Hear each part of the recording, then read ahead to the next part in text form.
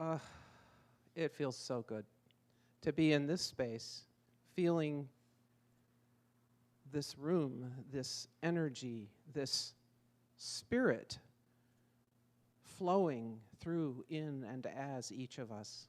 There's no spot God is not. And right now, really concentrated here in this room. Feels like it.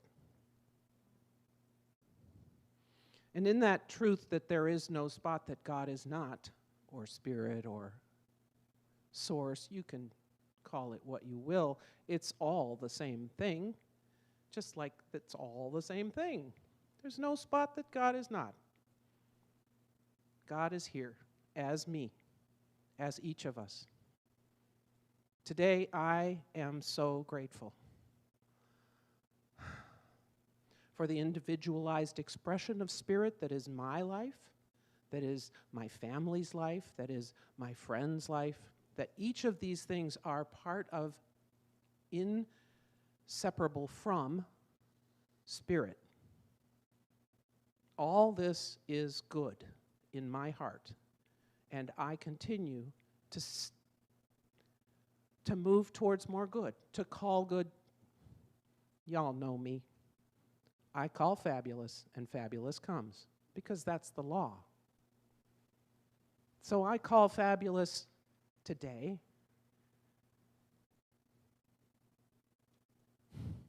I am so overflowing with love today. I got my granddaughter and my daughter to visit this weekend from Baltimore. And I got to play with my community last night here. Oh, the joy, the laughter. You probably felt it when you walked in the room. The energy is so high in this space. It is so good. So we continue to know that that energy is high and lifted. That energy that is so close to spirit, it's almost, you can't feel the difference. So I am grateful to the energy, and I know that the talk will fill us further, each of us in our own way. Inform, inspire. I am, you may not believe it, but a little speechless.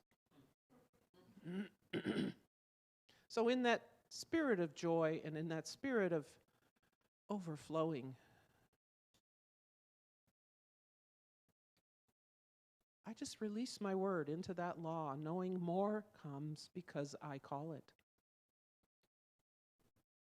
More good, more laughter, more joy, more wisdom, more peace, because I call it. And that's true for each of us. As we call it, it comes. And so it is.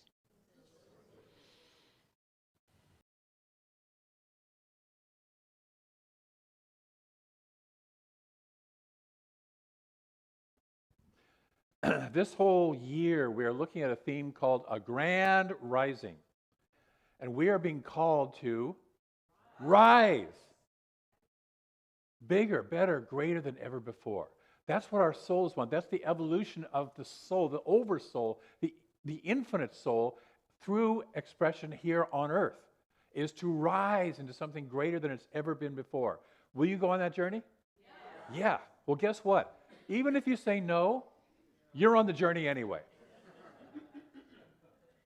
And this month we've been looking at something called discomfort, divine discomfort. Because what we find is that as we grow from something. When you wake up in the morning, you rise, but you rise from your sleep, yes? And so you got to let the sleep go. And there are mornings that we don't want to do that, yes? If you're like me. Those covers are so warm. That dream was so good. Just, and I got so much in my day that I really don't want to face. Let me just pull up the covers a little more. But eventually we have to rise. Usually our body kind of says you got to rise. And then as Rumi says, don't go back to sleep. So we're being called to rise, but we're being called to look at discomfort, this thing called divine discomfort. And our talk title today is Discomfort is the least of our concerns. Yes? Why is that? Because if we can either be focused on the discomfort or we can be focused on the vision of where we're going. Yes? See, I just got discomforted over there by joining the singers. Okay? That's why I got up and did that today, was I wanted to work through a little bit of discomfort. Part of it is, am I good enough singer? And part of it is, well, as the minister, I really shouldn't be doing that, and I don't want it to be all about me and blah, blah, blah. Okay? All that talk that goes to my head. And I said, F it. Forgive it. What word did you think I was saying with F?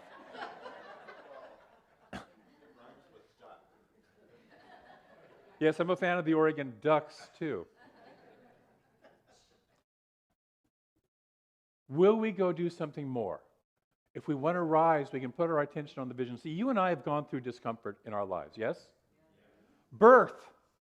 Can I just say birth? Okay? On either side of that, whoever was being born is discomfort. Yes? And you can be like the mother that sits there and looks at her 30 or 40-year-old kid and is still saying, you caused me so much pain when you were born, and you're still a pain now. Or you can say, wow, yes, I had some discomfort, but look at this wonderful new life. Yes? Which one is more empowering for everybody? The latter, the vision, the what we want. We've gone through discomfort. We got born, which was uncomfortable. We got teeth, which was uncomfortable. And it was uncomfortable for the people around us. You and I don't remember our teething process, but I assure you our parents do. And we get to watch it go on in our kids and grandkids, yes? And it's not a comfortable process for anybody. And then we go to school for the first time. And that's uncomfortable. And then we are so happy and we're comfortable in school eventually. And then we have to go to a new school called, middle school, high school, whatever, college, on. And then we get out of school, which we're really comfortable with. We've got the process down. We know how to do school, whether it's successfully or unsuccessfully. And then we have to move out and go find a job, career, work. We've gone through discomfort after discomfort after discomfort. We can get caught up in the discomfort, or what is it that I really want? What is the vision that's really trying to come through me? And we've all done that. See, life is change. Life is the evolution of the soul. I quoted Ernest Holmes a couple weeks ago saying, to the evolution of the infinite soul, our suffering, our discomfort is irrelevant. It's just part of the process of getting to this vision. And when we get to the vision, we go through stuff. A relationship breaks up, and then we're sitting there going, how do I find a new relationship and all that, like that. When we land the new relationship, when we land the new job, when we get to that new place, the discomfort of going, the discomfort of the journey becomes far less relevant unless you're clinging to it. Yes? And then you're in the love, you're in the job, you're in the new place where you're in. That soul is always evolving. In that evolution, we oftentimes experience something called cognitive dissonance, which is where our behavior does not match our values. Anybody besides me ever experienced that? Yeah, okay. We get to then start to say, which is more important? Do I want to cling to this old behavior pattern, or the values that I really do believe in more important, and I'm willing to shift something in order within myself in order to be in alignment with that? This past week I was involved with, I was watching online the CSL, the Centers for Spiritual Living global convention. And it was being held in Charlotte, South Carolina. And for those who don't know, Charlotte, South Carolina was a hub of the slave trade for several hundred years. Thousands and thousands and thousands of black people were bought, sold, separated from families. There's a lot of pain there. And part of why we held the convention there, the decision was made 3 years ago, was to start to heal some of that pain. And one of the ways they did that was most of the speakers at this convention were different than the speakers at most conventions. They were almost all black. They were our black ministers and our black practitioners. We have them. I invite you, by the way, we have a video up online especially for this month. It's always there, but it's kind of brought forward a little bit this month, is to take a look at the history of black leaders in New Thought. There's four relatively short, very interesting videos to take a look at that. It's on our website. I invite you to do that. But we had that. Dr. Andriette Earle, who's from the Bay Area, was talking, and she's the one who wrote this month's guides in the science of mind, the contemplation guides in the science of mind. She said she did something that was initially uncomfortable for her, and she chose to write it from the black viewpoint. Because, let's be honest, most of the science of mind, look around the room, is white, middle class or above, and oftentimes older folks. And she decided to break that paradigm, to go through something different. She went through the discomfort for the vision of a more inclusive, a more expansive idea of this teaching. Keep breathing, keep breathing. This doesn't make anybody wrong, okay? It's just, where do we want to go? Where do we want to set our intention? What's the vision that we want to hold?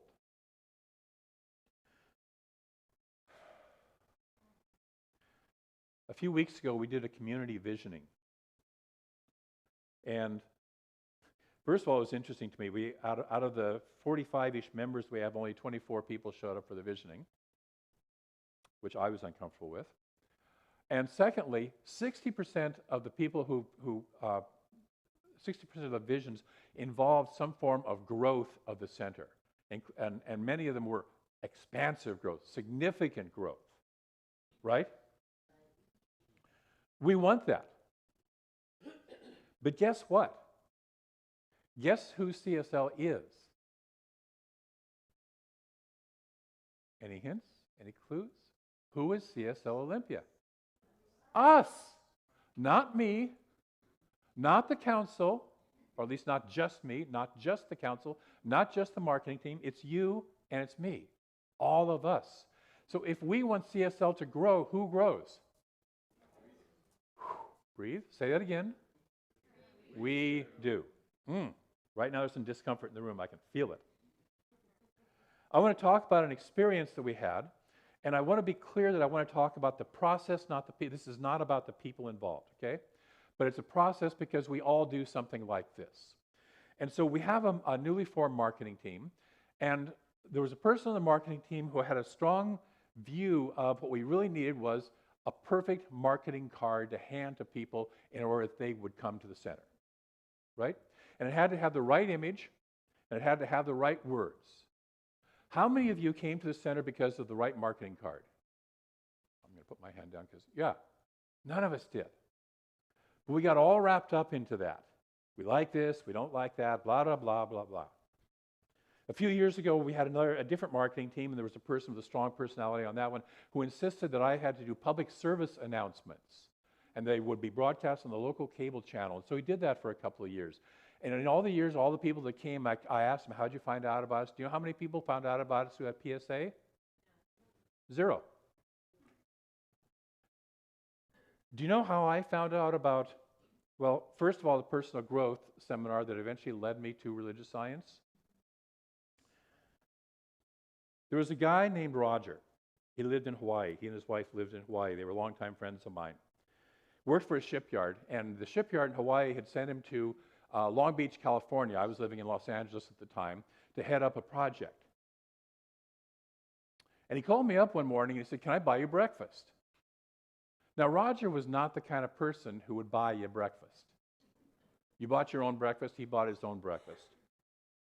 There was an additional complication. I had been having a years-long on and off affair with his wife. "Can I buy you breakfast?" What the hell does he want to talk to me about? However, at the same time in my own life, there was a kind of a merging of I was really dissatisfied with my life, and I just had an experience where I realized I really needed to change, but I didn't know what or how. And so he came to me, we had breakfast, and I remember when he came and he got out of the pickup truck that he was driving a shipyard pickup truck, right? Which is one of the, it's very fancy with all the cool wheels and all. No, it's a beat up, once was white pickup truck, right? And he steps out and he's wearing a white t-shirt and jeans. And I remember I looked across, I was about from here to the back door from him when he stepped out of that. I looked at him and I said, whatever he's got, I want it. He didn't say a word. Now later over breakfast, he said a lot of words about this personal growth seminar. But I was already saying yes to that personal growth seminar, not even knowing it was a personal growth seminar, the minute I saw him, the minute I felt him. And I wasn't, especially back then, a particularly intuitive, oh, I feel his energy and it just feels so, not that, okay? It's just like, bam, whatever that is. He was so different than the last time I had seen him because he was living what he had learned in the seminar. And despite the fact that I was working for $3.50 an hour, living in a little studio apartment on the edge of the barrio, and didn't have a car because I had to sell my car because I couldn't afford it anymore, I scraped together $350 and was at the very next seminar. By the way, I was at the next guest event, which was about 4 days later. And my life changed as a result of that. Eventually, that led to me being in religious science. And by the way, it was his wife, years later, who said, you need to go to a spirit, my life was also kind of spiraling because I had stopped doing anything. And she said, you need to go find a religious science center. Now, she didn't say, and here's one, here's the address, and here's another one I highly recommend. No, she just said, you need to find a religious science center. I had to go home, pull out the phone book. This was 1988. There was no, Google, okay? Pull out the phone book and find, oh, there's one in Bellevue, Washington, where I was living at the time, and go to that one, okay? We radiate this teaching. We are called to live this teaching. We are called to be this teaching. And that is how we grow this center. We grow by living and applying these principles and these practices.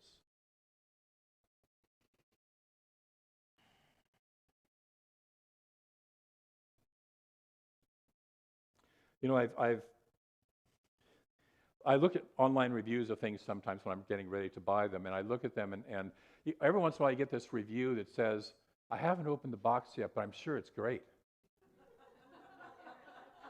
Yes? Okay.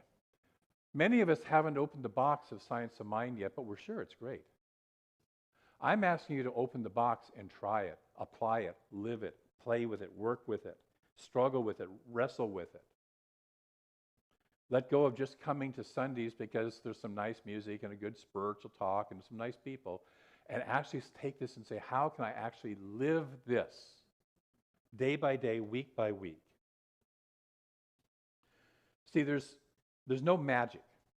I hate to break it to you, but there's no such thing as magic. There's things that feel magical, but there's no real magic. This building, the fact that we're in this building, did not happen by magic. Right, Denny and Carol and Buffy? Kathy's not here today. Maybe she's online.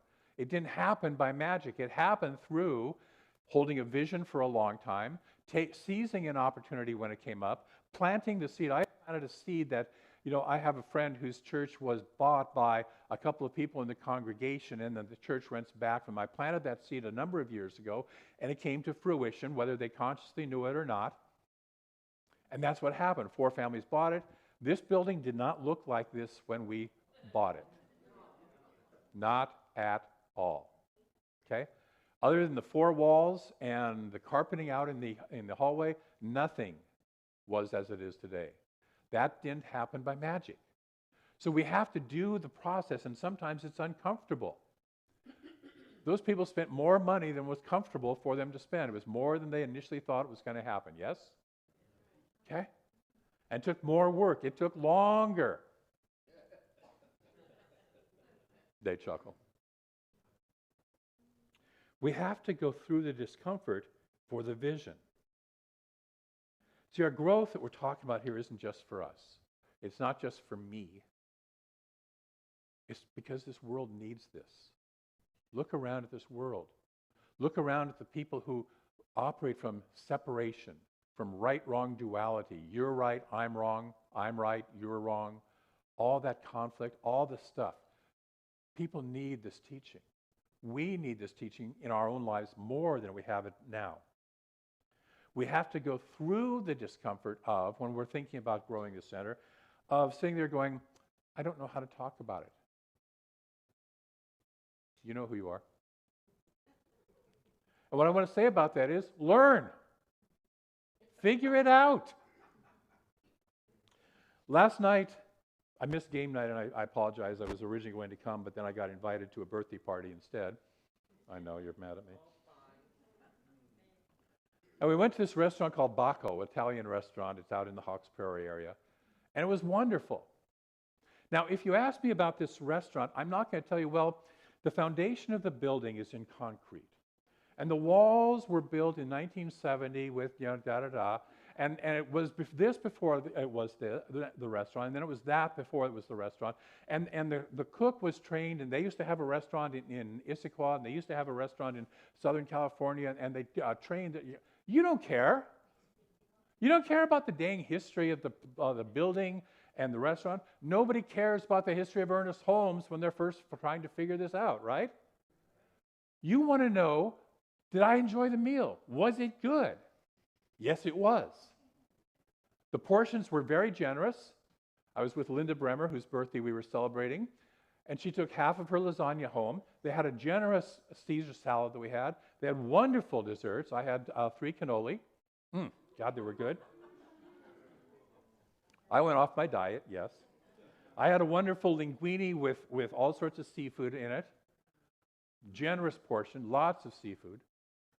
And you're sitting there going, ooh, what's the name of that place again? I want to go there. See, when you're talking to people about this, they don't want to know, even if they say, what's this teaching about that you're involved with? They really don't care. They want to know, did it change your life? Does it bless you? Are you experiencing good because of it? That's what they really want to know. Can you share that with people? Can you share, I started going this, and this is what happened for me. I feel so much better. My life shifted. However it is, whatever it is for you, tell your story. That's the story of Center for Spiritual Living of Olympia, is your story. And later on they get in, we got classes, you want to learn about the history, fine, blah, blah, blah, blah. But we all want to know, how do I shift my life? How do I make it better? And I'm asking because I want to have a shift. Another way that we avoid that process and we need to let go of is, well, I don't really know anyone. The thing is, when you're living this teaching, you will glow and people will come to you. My buddy Roger fairly glowed. I came to him. I was ready. And that's the other thing. There's an old saying of how many psychiatrists or practitioners does it take to change a light bulb? And the answer is only one, but the light bulb has to want to change. Okay? And so there's no reason, this is when Jesus said, don't throw your pearls before swine. Only talk to people who really are looking for it, and they'll seek you out. You won't have to figure it out for yourself. They'll say, I want something different in my life. And you say, I know a way. I got this thing. So let go of that, I don't know anybody. Let go of, I only want people that are like me or that I already know here. Breathe. Talk to people who aren't like you. When I was in ministerial school, my then wife and I were attending CSL, and one Sunday we were up in the balcony because the main floor was so full, and they had this young singer that none of us had ever heard of before. His name was Rafe Perlman. By now, some people have heard of him. And he was doing these weird vocalizations and odd singing, and it was not our normal Sunday, music, right? And my wife is sitting there going, I don't like that. She was a chorus director for Sweet Adelines. It's like, I don't like that. And I was looking over the balcony, and all the 40-year-olds and under were up grooving and clapping and moving and having a great time to that. And I said, look at those people. If we want people like that in our center, that's the kind of music we need to have in our center. I'm grateful that Amy brings us, and Brent brings us music that we haven't heard normally in a religious science. They're outside the religious science hymnal, okay? We had, who was it this morning, the opening song, the very first song? Bruno Mars, yes, and stuff like that. So we have things that are more contemporary. Talk to people who aren't like you. They're just friends that you haven't met yet. They're just friends you haven't met yet. You know, we talk about that it's all God. We're all one. We talked about our consciousness is cause. And then we go around going, well, I'm afraid of letting anybody new into my house for a small group. I'm afraid of letting somebody new into my center. It's all God. The person you're looking at is the living, breathing God, just like you are.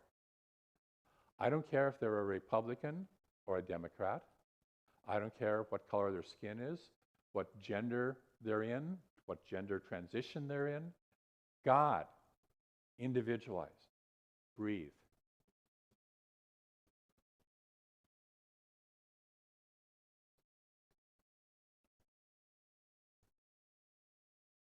The question we get to ask is, will we practice? Will we practice this teaching? Will we? Duffy says no, she's not going to practice it. Huh? Oh.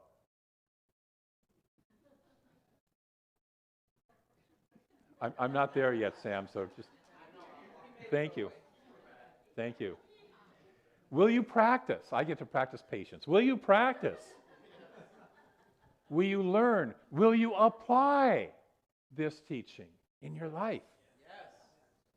That's the question we all get to ask. Now, I recognize that I might have just called out a little bit of discomfort for some of you, yes? Yep. I might have called out some of our stuckness. You know, I could have avoided that by not bringing this. I want you to like me. And probably all of us would say the same thing, right? Okay? So I could have just done a nice talk that says, oh, you know, you'll be fine with that, you know, that, la, la, la. But I want us to look at, if we want to grow, we have to experience some discomfort. If we want this vision of this center and of a world that works for all. If we want this vision that we claim of living as love in a world of love, then we have to learn, practice, and share these principles. The last step in the 12-step program is, having gained a spiritual experience from this practice, I don't remember the exact words, I will take this out and share it with people. Will you share? And you don't have to be a mega evangelist going and knocking on doors and saying, have you found Ernest yet? I'm not talking about that. I'm talking about living it so it exudes from you, and people will sit there and go, what's going on with you? Whatever you got, I want it.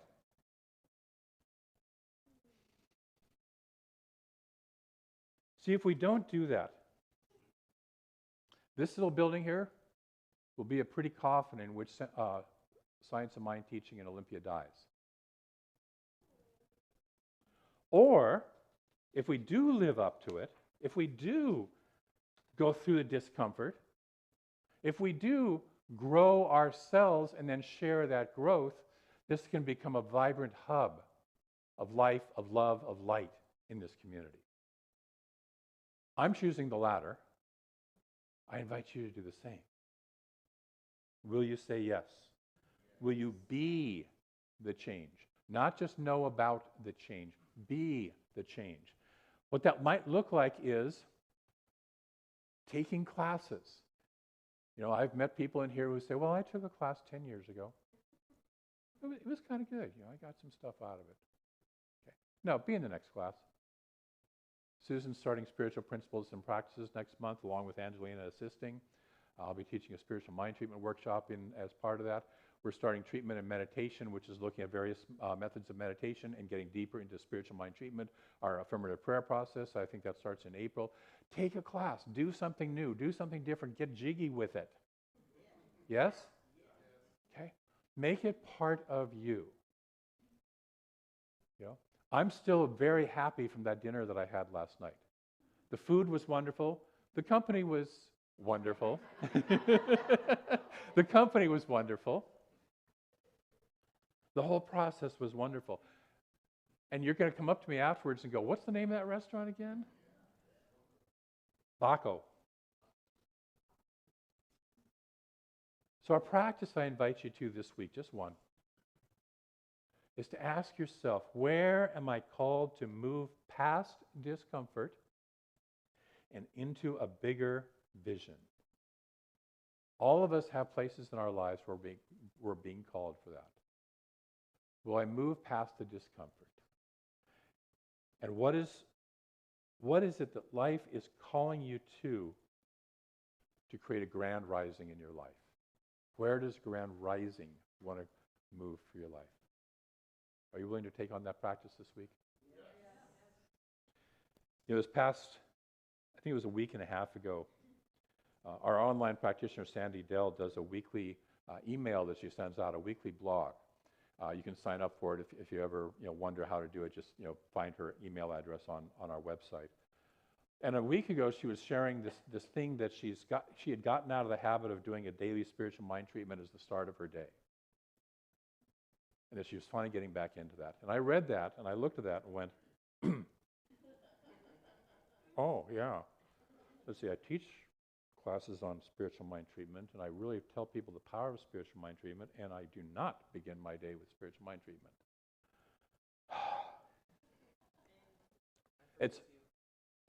Thank you for forgiving me, yes.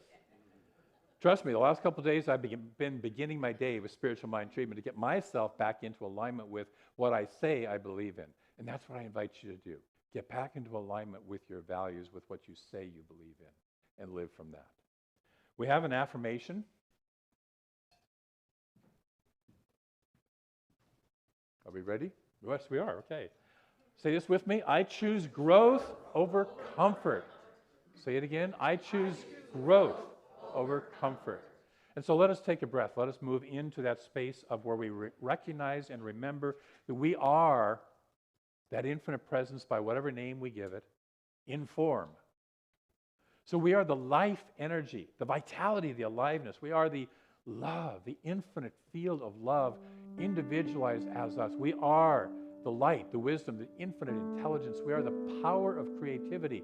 We are the peace that knows that there is nothing opposed to us because there's only oneness. We are the beauty that arises out of the creation. And we are the joy that we experience both in the process of creation and the result of that creative process.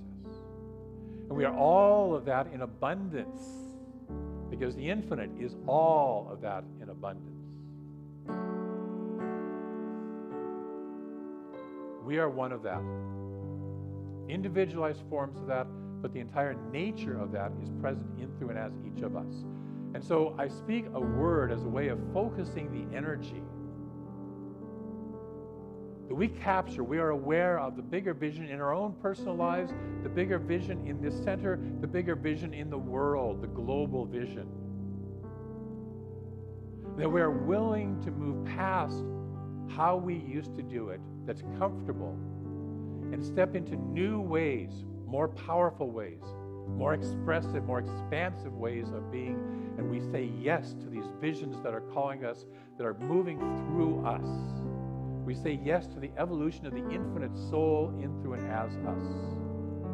And our discomfort becomes the least of our concerns because the joy of watching this vision come into being is so overwhelmingly greater.